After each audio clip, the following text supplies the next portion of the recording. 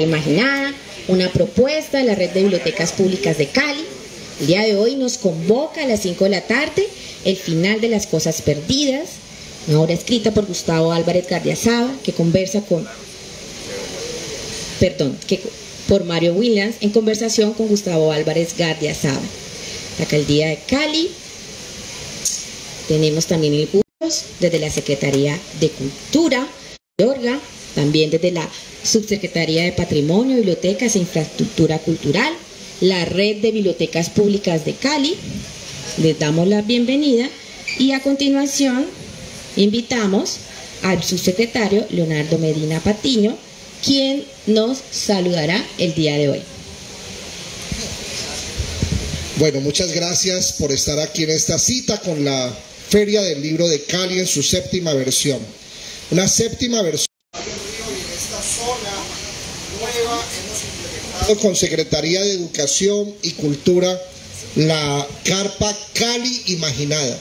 Y qué mejor que hoy sábado en la tarde presentemos la obra de Mario Williams, que viene de Barranquilla, pero es caleño, presentado, lo vemos en unas fotos allí, muy bien vispo, y hoy viene con audífonos de reggaetonero, así que les invito a que nos deleitemos y también quiero invitarlos para la semana próxima, el 22, en la carpa El Valle y sus letras. Gustavo presentará las crónicas de Gardiazabal con Mauricio Ríos en un conversatorio a esta misma hora. Así que les agradecemos que estén aquí, que nos compartan sus opiniones en redes sociales, que visiten el Boulevard del Río, que nos acompañen a la red de bibliotecas de la ciudad de Cali y de igual manera que nos den sus observaciones, sus apreciaciones, sus opiniones. Bienvenido Mario a Cali, bienvenido Gustavo a la obra El Final de las Cosas Perdidas, que esta mañana Gustavo en su audio de qué está leyendo Gardiazabal nos envió su nota bibliográfica. Así que un aplauso para los escritores y bienvenidos todos.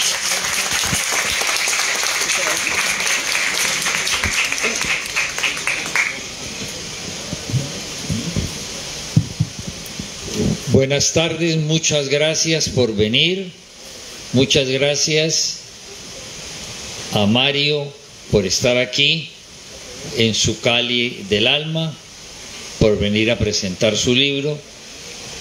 Muchas gracias a Misael Blanco, el gerente editorial de Intermedio, que ha editado este libro para gozo de muchísimos, y quiero destacar la presencia del señor alcalde de Tuluá, que ha querido acompañarnos en este acto.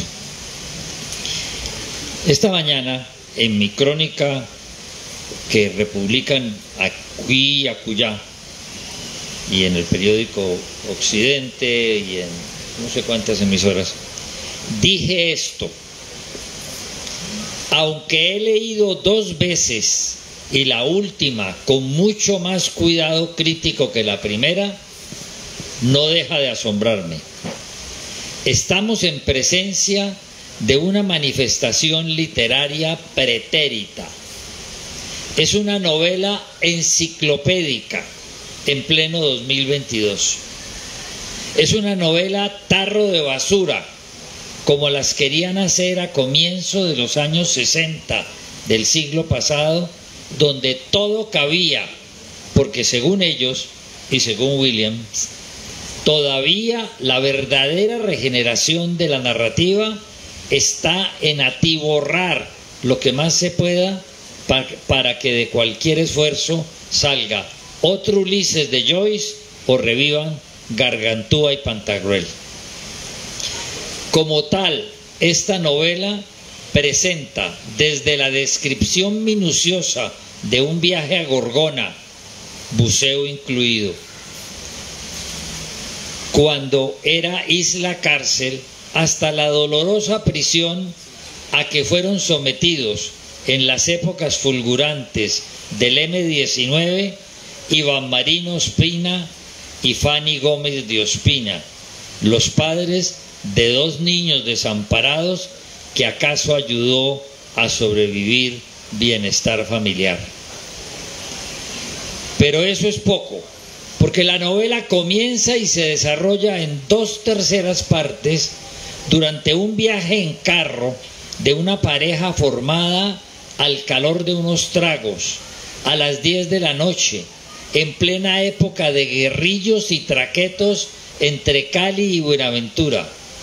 Y durante esas largas horas o páginas que dure el viaje, Nicolás, que conduce el coche, le dicta a Felicidad, la copiloto, una prolongada cátedra de historia de los derechos humanos, a quien el lector espera, sin embargo, que seguramente coronará con un tremebundo acto sexual en la ciudad del mar, como llama eufemísticamente a Buenaventura, para no situarla o para perderse más fácilmente en la narración.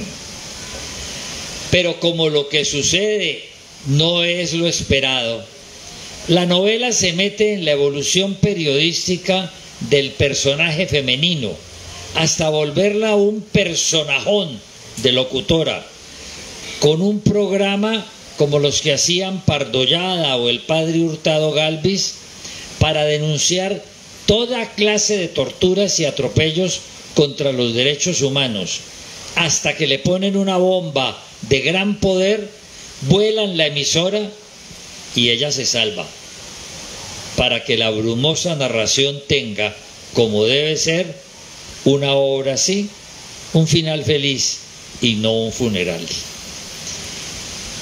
Esa es la novela a la que hoy nos obliga esta reunión. Soy muy claro y contundente en las apreciaciones. Es mi estilo. Finalmente terminé siendo el único crítico literario que tiene el país cada 8 días, porque ni siquiera en El Tiempo me publican esa columnita, que bien podían haberla pegado debajo de los libros que pagan las editoriales para hacerse sobresalir ellos mismos, y eso. Entonces no se ayudan a sí mismos, pero todavía hay escritores que insisten, como Mario, en mostrar que el método antiguo de hacer novelas existe y se puede seguir haciendo. Bueno, eso fue fruto de el cólico que le dio a la literatura universal el Ulises de Joyce. Ese cólico los llevó a que en la novela se podía meter de todo. Entonces, mientras más enredada terminara siendo la novela, dizque mejor era. Yo he intentado 2 veces terminar el Ulises de Joyce y no me da pena decir que no fui capaz. Pues no fui capaz, esa es la verdad. Entonces, en esas condiciones, el método siguió avanzando y llegó más o menos a la década del 60, que es cuando uno supone que el autor, Mario Williams, está dándose los primeros baños de literatura. Y como además va a la Universidad Santiago de Cali para que el doctor Justi le enseñe, que lleva 40 años y no se han cansado con él de profesor, y 50, vea, además uno advierte, y como tal, entonces quedó embarnecido, como dirían las señoras en su momento, con la metodología de entonces. Es decir, esa forma de hacer novela, pues yo intenté hacer La tara del Papa, una novela muy enredada que yo escribí, que es que muy bien hecha, pero pues ahora que la han reeditado una y otra vez y la estudian, realmente cuesta trabajo entenderla, porque hace parte de una forma de hacer novela que ya no era. Esta obra de Mario no es difícil entenderla, por el contrario, está hilvanada de tal manera que uno se desespera, porque ¿quién se va a ir de Cali a Buenaventura a las 10 de la noche en pleno furor de la guerrilla del M-19, de las FARC, ¿quién se va a ir dictando una clase de arte completa? Pues una clase sobre los derechos humanos, sobre la historia de los derechos humanos, y uno obviamente espera que eso termine con un catre de película en el Hotel de Buenaventura. No, a él le interesa, no es eso. Es decir, las ganas de sexo se pierden en el texto. Entonces, lo que ensarta es inmediatamente todo un poco de recuerdos válidos, valiosos para él, interesantes para el lector, desagradables para otros. Entonces dicta clases de buceo, muestra cuáles son los oprobios en la cárcel de la isla Gorgona, mete más derechos humanos y descubre que Felicidad, que así se llama el personaje, ahí casi no tienen nombres propios ninguno, lo único que tienen nombres propios son los papás de Jorge Iván Ospina, no más. Los otros se llaman Felicidad y Nicolás. Y Felicidad se convierte en una promotora de los derechos humanos con un programa de radio como los que tuvimos aquí con Pardollada, que era la época en que él estaba, el padre Hurtado Gálvez, la voz de los que no tienen voz, dentro de ese tamaño. Entonces hay otra clase al respecto. Pero la señora se mete obviamente en camisa de 11 varas y la solución es la colombiana: póngale una bomba a esa emisora. Y uno cree, así como creía uno que cuando terminara de dictar esa clase tan mamona de arte, mientras van a las 10 de la noche de aquí a Buenaventura, el catre iba a ser de película y el sexo más impresionante, acá la bomba no la mata. Entonces también queda uno con la felicidad en las manos. Esa novela es la que me trae a mí aquí a narrarla, a describirla, a presentarla, por lo menos a generar la curiosidad para que los lectores traten de amarrarla. Yo tendría que hacerle por lo menos 3 preguntas a Mario para que pueda defenderse de esos epítetos que yo le he puesto, para que Mario pueda cometer la equivocación de explicar su novela.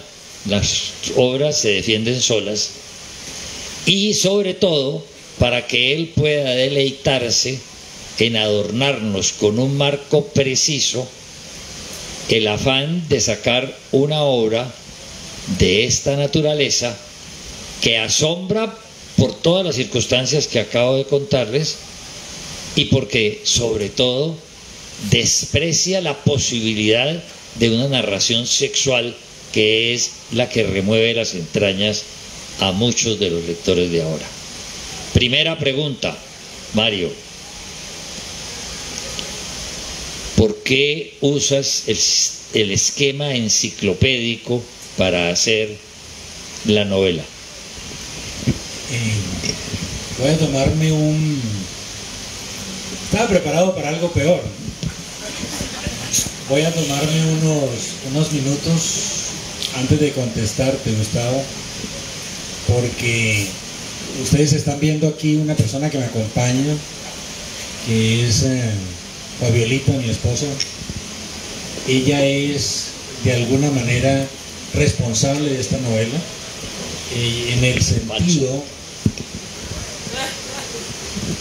Salvo que haya sido la secretaria, eso es falso, porque Felicidad es muy distinta a Fabiolita.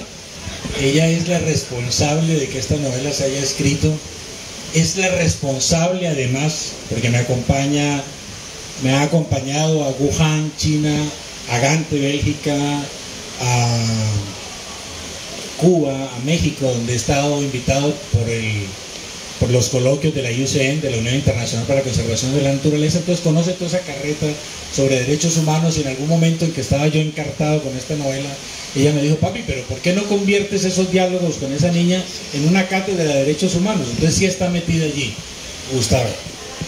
Por supuesto que ella es coautora en el sentido que lo acabo de explicar. Pero quiero decir, antes de la respuesta a lo que me pregunta Gustavo, es que yo soy de Cali en el sentido en que el barranquillero nace, es el único ser que nace donde le da la gana.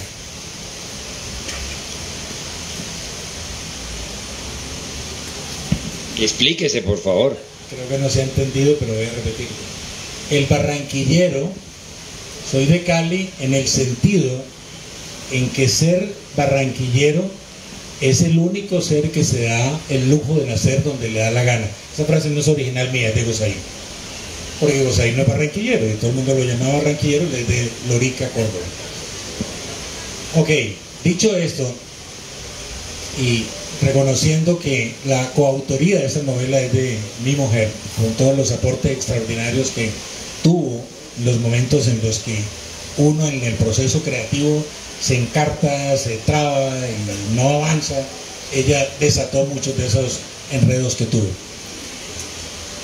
Yo tengo la vocación, Gustavo, desde muy niño. Yo tendría 16, 17 años y alquilé en un barrio humilde de Barranquilla, el barrio El Bosque, de los barrios más humildes de la ciudad, un cuartico en una casa, y allí compré unas sillitas y empecé a alfabetizar niños que no estaban escolarizados.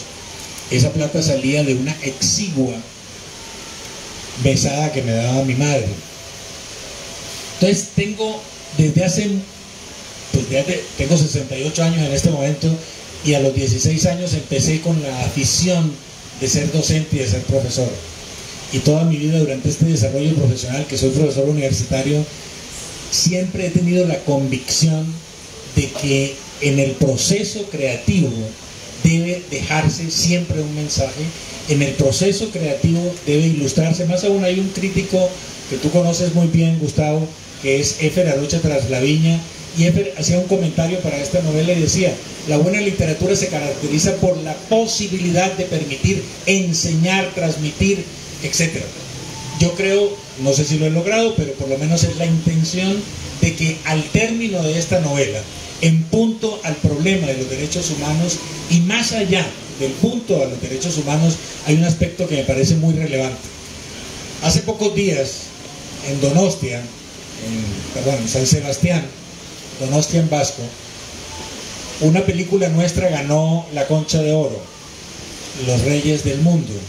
Esa película derrotó a una película impecable en la que la protagoniza Ricardo Darín, que se llama Argentina 1985. Recomiendo las dos películas. ¿Qué es Argentina 1985? Es un rescate y una reivindicación a la memoria. Es el juicio a los torturadores de 1979. Profundidad del silencio, ¿qué es? Profundidad el final de las cosas perdidas, ¿qué es? El final, ella está metida en este baile. El final de las cosas perdidas, ¿qué es? No es otra cosa más que un rescate a la memoria de lo que pasó en este país en el año de 1979. El 31 de diciembre de 1978, mientras al señor Julio César Turbay Ayala, el hermano de Jaime Bate Mancayón, le tocaba vallenatos en la fiesta de fin de año, su hermano, el jefe guerrillero, se llevaban 7.000 armas del Cantón Norte. A partir del enero de 1979 se desarrolla en este país el proceso más salvaje de agresión, de violación de los derechos humanos. Y si algún punto de inflexión hay en este país con respecto a los derechos humanos, es 1979. ¿Por qué? Aquí muy cerca, en la famosa remonta del batallón Pichincha de Cali, se torturó y se asesinó gente. Y yo tengo, por ejemplo, un testimonio como el de Jorge Marcos Zambrano. Al realizarle la autopsia se le encontró estiércol en la garganta por los médicos legistas. El Tribunal Superior Militar, ojo, el Tribunal Superior Militar, ¿qué dijo? Por lo menos sus asesinos son responsables del delito de homicidio preterintencional. ¿Qué significa eso? El homicidio preterintencional no es otro distinto a que yo quiero causarle una lesión personal, quiero causarle un daño a una persona, mierda, y esa persona se me muere. Allí hay un homicidio, se va más allá de la intención.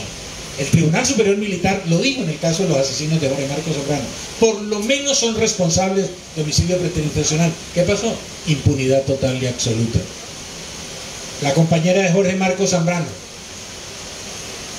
la colocan desnuda, 10 salvajes con la cara encapuchada, se masturban, la bañan con semen, uno de estos salvajes intenta introducirle el pene en la boca, ella lo muerde y el salvaje saca el puño cerrado y le vuelan los 4 incisivos. Quien les está hablando recibió ese testimonio directamente de ella, y quien les está hablando se metió en un bar, en un sitio que todavía no he podido descubrir por efectos de los daños de la memoria, y fui a avisarle a su madre que esa niña estaba vuelta a un etcétera en el batallón Pichincha de Cali. Entonces, más aún, mi tesis de pregrado se llama Torturas, Justicia Clandestina. Casi no me puedo graduar. Tú lo conoces, Miguel. El doctor Álvaro Mazo Bedoya pidió summa cum laude para esa tesis. Pero ¿cómo se le ocurre a usted pedir summa cum laude por una tesis subversiva? Y pasaron cartas a la Corte Suprema de Justicia y todo eso, porque Álvaro era el presidente de la tesis. Entonces, fíjense que esta novela, si algo tiene, Gustavo, y si alguna reivindicación hago yo, es que nos invita a que ese punto de inflexión que fue el año 1979, donde las torturas estuvieron a la orden del día, y donde personas como el doctor Carlos Lleras Restrepo dijo de que ha habido torturas, ya no cabe duda alguna. Torturas leves, torturas crueles y torturas mortales. Más aún, el ministro Sea, ministro de gobierno, todas las denuncias sobre torturas, por lo menos el 10% es cierto. Imagínense, ministro de Estado reconocer que el 10% de las denuncias. Quien les habla tuvo el extraordinario privilegio de coordinar en esta ciudad, en mi ciudad, la visita de Amnistía Internacional. Fuimos a visitar unos campesinos a Buga, que el único alimento que tenían eran sus propios orines. Edmundo García, filipino, secretario de Amnistía Internacional para América Latina, me decía: Mario, pero yo no entiendo, este presidente, ¿por qué nos invita a nosotros si nos ha dejado ir a todas partes y nos ha dejado escuchar esos testimonios? La lucidez mental que el país le conoció al señor Turbay Ayala se atrevió a decir que ese informe sobre torturas era producto de un organismo fantasma con sede en Londres. Pues si el organismo era fantasma, como jodido que tuviera sede, ¿no? Y mucho menos en Londres. Pero esa parte de la brillantez del doctor Turbay. Se invita entonces a la Comisión Interamericana de Derechos Humanos. Viene presidida por Tom Farrell. Nos reunimos en el Hotel Aristide de esta ciudad. Cuando el doctor Tom Farrell nos dijo: bueno, qué pena, pero yo me tengo que ir. Aquí probablemente hay algunas de las madres que estuvieron allí en esa reunión. Qué pena, me tengo que ir a la cárcel de Villanueva, tengo una invitación a visitar los presos políticos. Cuando él llega, antes de irse, yo le digo: miren, Mr. Farrell, aquí está la lista. Estos son los presos políticos, Efer Arocha, etcétera, como 5 personas. Cuando él llega, encuentra 5 personas perfumaditas, peinaditas, etcétera, y le dicen: aquí están los presos políticos, Mr. Farrell, hable con ellos. Perdón, ¿quién es Efer Arocha Traslaviña? Aquí no está Efer Arocha Traslaviña, aquí no están estos otros. Es decir, le habían maquillado esto. Y el Mr. Farrell tuvo la berraquera de exigirle a ese director de la policía, el director del penal, que le llevara a esos presos políticos. ¿Y sabe quién es Mr. Farrell? Es nada menos que un ilustre académico, un ilustre defensor de derechos humanos, gracias a cuyo trabajo se logró la condena de estos depredadores de los derechos humanos de Argentina, que Ricardo Darín narra en su obra Argentina 1985, y que recomiendo sin ninguna duda. No sé, Gustavo, si eso responde un poco lo que tú me preguntabas. Fabiolita lo puede decir, no responde nada de lo que le pregunté. Es lo mismo que pasa con la novela. Lo engatusa uno con una catriada y no aparece la catriada. Lo engatusa uno con la posibilidad de que la señora por lo menos la maten con la bomba y no aparece. Obviamente, la respuesta es que todo lo que él acaba de decir, que es absolutamente cierto, que estamos en presencia de alguien que vivió esos días en una posición que le permitía mirar el mundo no solo desde su profesión, sino como defensor de derechos humanos cuando eso no existía, Y obviamente él cree que es la falta de conocimiento, y por eso usa el método enciclopédico, de abonar todos los conocimientos al respecto, y se abstiene, y solamente de lo que echó, los cuentos que echó ahora, solo hay pinceladas rápidas que no resaltan dentro del texto, y uno sabe que aquí hay algo detrás, le dio miedo, o es mejor conservar el pellejo, si ya llegó a esta edad es porque no puede. Son apenas pinceladas, pero la respuesta es para que entendamos entre todos que el esfuerzo enciclopédico es por una teoría que él tiene, teoría que como todas las que tenemos nosotros, que puede ser aceptadas, discutidas o rechazadas, sobre el ejercicio de los derechos humanos y la garantía de ellos. Eso me lleva a la segunda pregunta, porque como aquí el tiempo que nos han dado es así, 45 minutos, ¿ya? Bueno, a la segunda pregunta. El esfuerzo narrativo para poder juntar distintos puntos y elementos adolece de una aguja capotera que reuniera la historia enciclopédica con la visita a la cárcel isla de Gorgona, con las investigaciones de Felicidad para poder desarrollar los derechos humanos, con los chismes que usted echa allí, como el de la mamá y el papá de Jorge Iván Ospina, y con toda una serie de versiones sacadas de los textos jurídicos que están allí. Le hizo falta esa aguja capotera. Escribir es un riesgo. Afrontar lo que uno ha escrito es un susto. Y tratar de digerir lo que la gente ve, cree o piensa de lo que uno escribe, para muchos escritores es imposible. Porque no es lo que uno quiere decir, sino lo que dijo. No es lo que dijo, sino lo que el lector entendió de lo que usted como escritor dijo. Y aquí es obvio que necesitábamos un traductor ad honorem que explicara lo que acaba de contar con esa aguja capotera, ensartando desde Turbay allá a Carlos Lleras hasta por acá. Esa aguja capotera que es el desbarajuste que el país ha tenido a lo largo, y la mala memoria de nosotros, porque quienes tenemos más edad que el común no podemos olvidar en qué momento y en qué circunstancias vivimos. Cuando nos encontramos los mismos y recordamos lo que era la persecución contra todo aquel que oliera a subversivo, no era. Entonces, recuerdo que los troscos de la Universidad del Valle, encabezados por Pizarrito el Feo, porque todos eran bonitos menos él, usaban unos zapatos de grulla, que eran como unas botas café de este color. Una bota ecuatoriana. Bueno, eran de grulla. Y para ellos por lo menos distinguirse de alguna manera en la afrenta. Pero es ese mismo grupo que a mí me queman la novela del titiritero en la puerta de la biblioteca de la Universidad del Valle, porque eran totalmente reaccionarios. Usted que fue trotskista, doctor Justi, no se puede decir.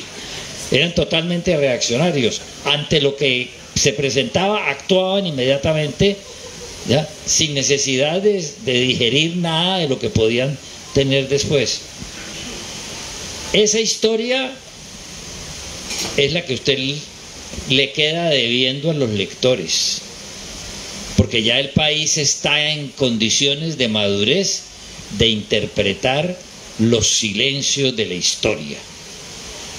Y ustedes que tienen la clave de esos silencios deben hacerlo, porque si han vendido tan mal vendida el grupo de la memoria histórica y ha terminado porque nadie le pare bolas, era porque el país necesitaba oír a gente como Mario Williams hablando de las torturas en Cali cuando acompañó a la Comisión de Amnistía Internacional.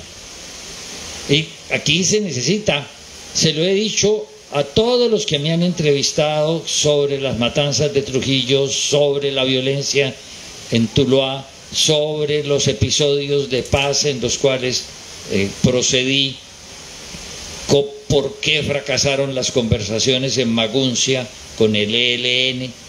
A todos se les dice, resulta que nadie sabe de eso. La historia ha callado.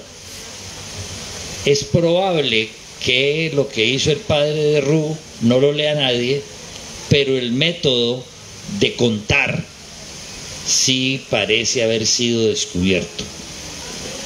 Ahora que ya nadie lee, con todo respeto, ahora que no sé ustedes de qué viven, porque los libros no se venden, ¿ya? Ahora que la velocidad y la fugacidad del internet y de la pantalla ha sido reemplazada en todos los elementos por el algoritmo, entonces ya uno ni siquiera tiene que hundir la tecla porque ya el algoritmo sabe qué clase de teclas hunde uno.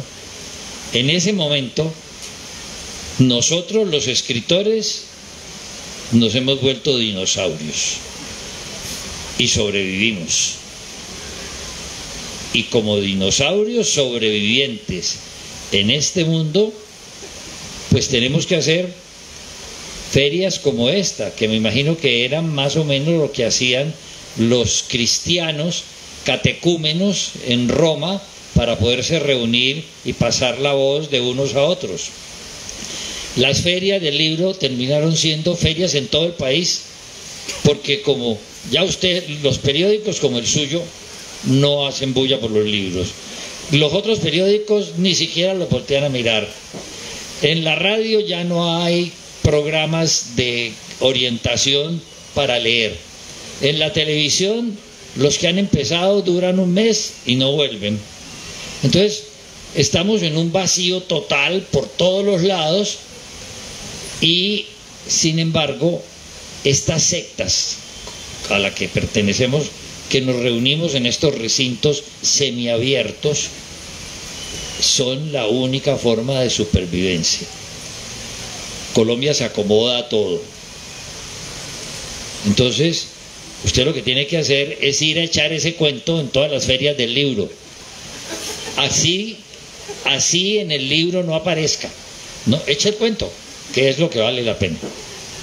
A ver, el final de Las Cosas Perdidas tiene dos partes, ¿sí? En una primera parte está todo el proceso de construcción de estos instrumentos de derechos humanos. Yo pensé que Gustavo me iba a ayudar con destacar este aspecto de lo femenino que tiene la novela, porque se destaca muy especialmente el papel jugado por la mujer en el desarrollo y en la construcción de los instrumentos en defensa de los derechos humanos. Eso es lo que usted cree, pero no es lo que logra, porque Felicidad se pierde, porque es un personajón de tal naturaleza, se traga todo, que obviamente se traga todo lo femenino, porque es un personajón, porque primero mamarse todo un viaje de aquí a Buenaventura oyendo una cháchara de esas sobre historia. Después ponerse a investigar en la manera, es un personajón, pero esos personajones que solo se dan en novela, no se dan en la vida real. Entonces, ahí vuelvo y le dice mi experiencia. Lo que usted quería contar de lo femenino no lo logró. Lo que logró fue hacer un personaje grandotote del cual no se ha dado ni siquiera cuenta usted que fue lo que creó, el monstruo que ha creado. Ok. Olimpia Gugés. Olimpia Gugés es una de las mujeres más importantes para ustedes, las mujeres, en la medida en que Olimpia Gugés escribe una declaración que se llama Declaración de los Derechos de la Mujer y de la Ciudadana, exactamente con el mismo número de artículos y con un preámbulo a la manera de la Declaración de los Derechos del Hombre y del Ciudadano. Después viene lo que hace el importantísimo aporte que hace la señora Eleanor Roosevelt, gracias a la cual, y no tengo ninguna duda por todo lo que investigué sobre el tema, la señora Eleanor Roosevelt, la viuda del presidente Franklin Delano Roosevelt, gracias a su esfuerzo, y no era simplemente que Truman la hubiera designado miembro de esa comisión por ser una simple viuda, era porque era una mujer berraca que había logrado justamente enfrentarse a todos esos procesos de discriminación racial que ya se mantenían en esa sociedad. Y ella logra, incluso en el discurso en el que se aprueban el 10 de diciembre de 1948, en el que se aprueban los derechos, la Declaración Universal de los Derechos Humanos lo dice de esta manera: estamos en presencia de una Carta Magna Internacional, en oposición a la famosa Carta Magna de 1215 del rey Juan Sin Tierra. Entonces, fíjense que sí hay esos elementos que permiten ir vislumbrando ese personaje femenino, ese aporte. Y no solo es la señora Eleanor Roosevelt, ahí se relacionan todas las personas que junto con ella, todas las mujeres que junto con ella, República Dominicana, de Australia, de Pakistán, etcétera, que junto con ella lograron que la Declaración Universal de los Derechos Humanos no diera tanta prioridad a la palabra hombre como sí a la palabra persona, que permitía que hombre y mujer se entendieran indistintamente. Entonces, yo quisiera destacar este aspecto, Gustavo. En esa primera parte está, digamos, que la echada del cuento a Felicidad en el sentido de la construcción de estos instrumentos, contando además lo que tú muy bien señalas, lo que fue Gorgona. Gorgona fue una de las afrentas más horripilantes que tuvo este país en materia de violación de los derechos humanos, sobre todo porque se utilizó el mismo método que se utilizó en los campos de concentración nazi. Los presos eran marcados a la manera como se hacían los campos de concentración. La cárcel, el penal, yo tuve el privilegio, siendo estudiante de la Santiago de Cali, tuve el privilegio de ir a Gorgona haciendo prisión, y el área de la cárcel era exactamente como los campos de concentración nazi. Además, nosotros, cuando digo nosotros me refiero al Caribe, nos salvamos de que nos metieran en esa bendita cárcel allá. Estuvo mami en la Isla Maravilla como una posibilidad, estuvo la Isla de Providencia como una posibilidad para encontrar esa cárcel. Estuvieron otras islas hasta que finalmente lo decidieron por el ¿A quién se le ocurrió Gorgona? Yo estuve averiguando después de leer lo que dijiste. Estuvo entre Alberto Lleras y otro personaje que fue el director eterno del IMPEC. Ahorita no se me pasa el nombre. No, esto tiene que ser... No, esas mentes no alcanzaron a ser tan perversas. Alberto Lleras está ahí. No alcanzaron a ser tan perversas. Para eso se necesita ser un hijo de puta. Y lo era, por supuesto. No hay la menor duda. Hay un aspecto que quiero destacar, es este. Hemos dicho que la primera parte aborda ese tema, es decir, la construcción de estos instrumentos. Se narra de manera muy nítida, y aquí hay protagonistas de eso, se narra de manera muy nítida cómo fue el proceso de la evasión de Elmer Marín y de Iván Marino Espina de la cárcel vestido como oficiales de la ley. Y hay una persona, por aquí está la señora Melba, que es pariente de él, Orlando Sánchez, alias Sombra, fue el protagonista para mí fue el protagonista clave que permitió que esa fuga se hiciera. Orlando había adquirido en estas refriegas de la policía, por garrotazos que recibió de la policía, había adquirido, ¿cómo se llama esa vaina? Cuando la persona empieza a hacer las contracciones, ataques de epilepsia. Sí, mal de San Vito. Ataques de epilepsia. Y Orlando, hay un compañero, Daniel Convendí, del Mayo francés, que le dieron una palera salvaje. Se fue a vivir a Suiza, terminó de profesor de una escuela de niños, estaba en la bañera, le dio el ataque de epilepsia, se ahogó y se murió. Orlando, ¿qué hace? Orlando simula un ataque de epilepsia en el momento en que habían logrado salir de la cárcel Iván y Elmer. ¿Qué logra con eso? Que se evite el conteo, porque al establecer el conteo se iba a definir que faltaban 2 presos, y 2 presos de esa magnitud. Entonces, Orlando para mí es una persona muy importante. ¿Por qué digo yo, por qué le llaman sombra? Porque él vio a un personaje de estos asesinos de la picota que cosió a puñaladas a otro, presos comunes. Y él, que era artista, que era creativo en teatro, hizo un sketch y montó una obra que se llamaba Sombra No, porque los compañeros de Sombra, el asesino, le decían Sombra No, o sea, no cosas a puñaladas a ese personaje. Entre otras cosas es la manera como Peralta, el auxiliar de Vadillo en la novela de La Germina de Juan José Nieto, la frase final de la novela es: y cosieron a Peralta a puñaladas. Bueno, a este personaje Sombra No lo cosen a puñaladas, y por eso se gana Sombra, el apodo de Orlando, el apodo de Sombra, porque él monta ese sketch y él logra con la simulación del ataque de epilepsia, logra que casi 6 horas después se haga el conteo, con lo cual ya estos 2 personajes estarán en Panamá. Por tanto, quería destacar, porque la persona que me contó toda esta historia me puso como condición: Mario, yo le cuento cómo fue ese cuento, pero si usted me destaca el papel de Sombra, que además murió en el anonimato posteriormente. Entonces, un abrazo especial, Melba, si estás por ahí, porque el papel jugado por Sombra en esa espectacular acción que se realizó, en la que, miren lo que es la vanidad, ¿no? Miguel Vega Uribe, general del Ejército de Colombia, Miguel Vega Uribe quería reunir a todo el M-19 en la cárcel de La Picota. ¿Y qué quería hacer Vega Uribe? Decirle al país: mire, ya está el M-19, ese es el M-19. Resulta que fue tan precaria su acción, porque después de eso le sacan a 2 de los presos más cotizados. Viene el tema de la embajada, viene el tema de el Carina, el avión que recorre todo el país un día de un paro cívico, y de La Guajira llega a Orteguaza y sacan las armas, y está el famoso editorial de este ilustre caricaturista Osuna, que saca al general Camacho Leiva pescando en el río Orteguaza desde el avión de Aeropesca. Entonces, en La Picota, en la cárcel, mientras se desarrollaba el Consejo de Guerra, hubo cosas trascendentales y cosas importantes, pero lo más destacado de todo eso es, insisto, hay una primera parte en la novela que es toda esta historia de la creación de esos instrumentos, y una segunda parte en la que ya Felicidad empieza a desarrollar esos conceptos.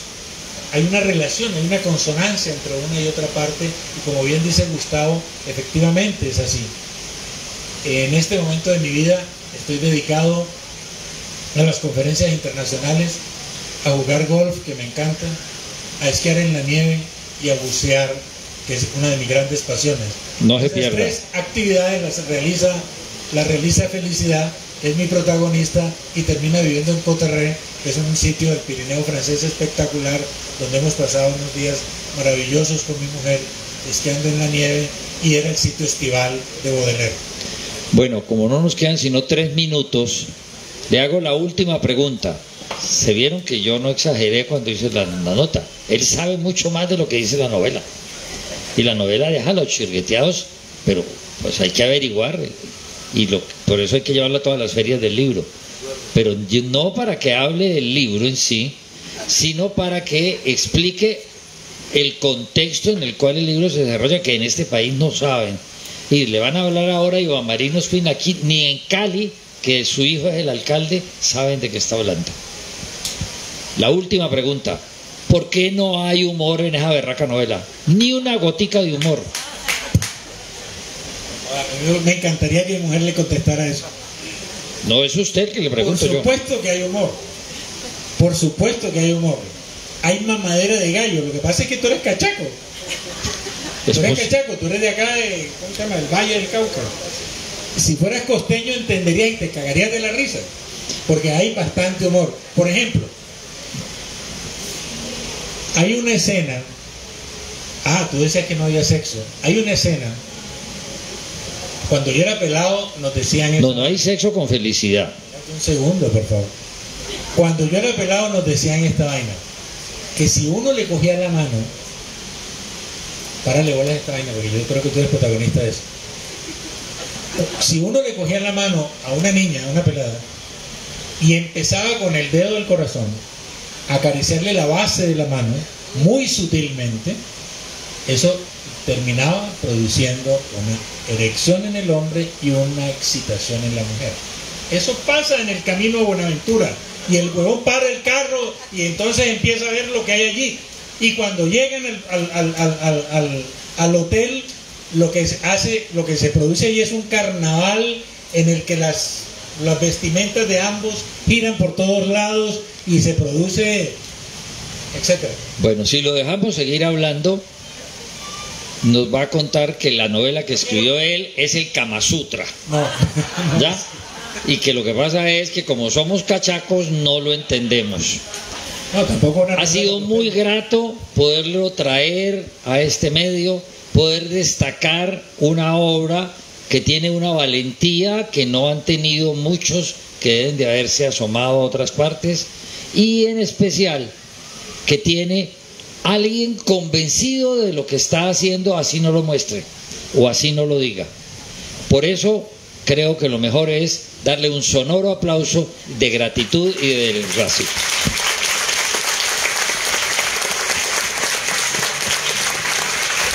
Muy amables, pero ya me han mostrado 3 veces el reloj. Sé que viene alguien detrás. Perdón un segundito, yo quiero terminar con 2 cositas finales. Por favor, no se vayan, que ya con esto termino.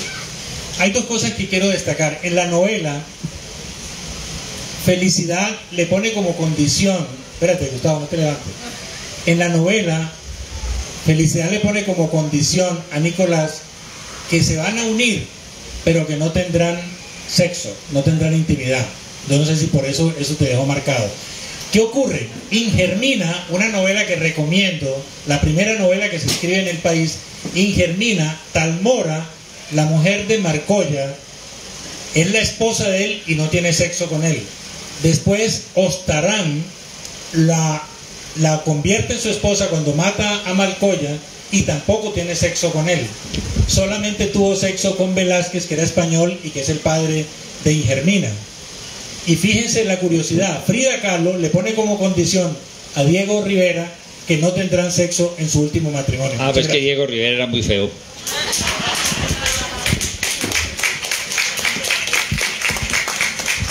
Agradecemos la presencia de Gustavo Álvarez Gardiazabal. Las personas que quieran adquirir la obra que hemos...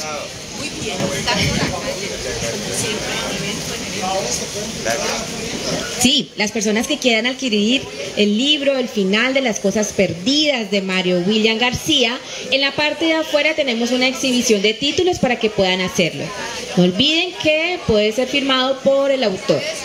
Muchas gracias por su participación y continuamos en breves momentos con nuestra programación en la carpa Cali Imaginada, la carpa de la Red de Bibliotecas Públicas de Cali. Yo hablé con Martica y él me dijo que te dejara conmigo lo que